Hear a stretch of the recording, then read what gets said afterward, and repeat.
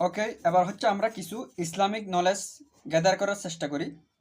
আমরা জানি ইসলামে বা যে আব্রাহামিক তিনটা রিলিজন আছে, ওই তিনটা রিলিজনে আদম এবং হাওয়া এই দুইজনকে প্রথম মানব মানা হয় এবং তাদের কি সন্তান, প্রথম সন্তান হচ্ছে হাবিল এবং কাবিল।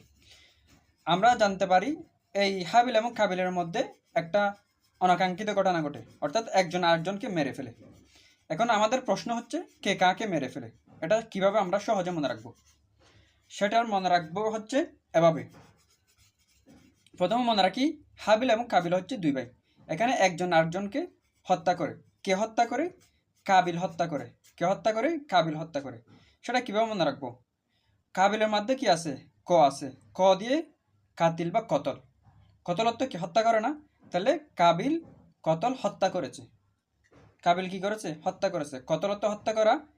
কাতিল, তাহলে কাবিল কি? কাতিল, যে হত্যা করেছে। আশা করি বুঝা গেছি। এবার হচ্ছে এই যে হাবিল এবং কাবিল তো দুইজন ভাই, এখানে কে বড় সেটা মনে রাখবা এভাবে। বাংলা যে ব্যঞ্জন বর্ণ আছে, ব্যঞ্জন বর্ণের মধ্যে ক আগে আগে নাকি হ আগে? অবশ্যই ক আগে।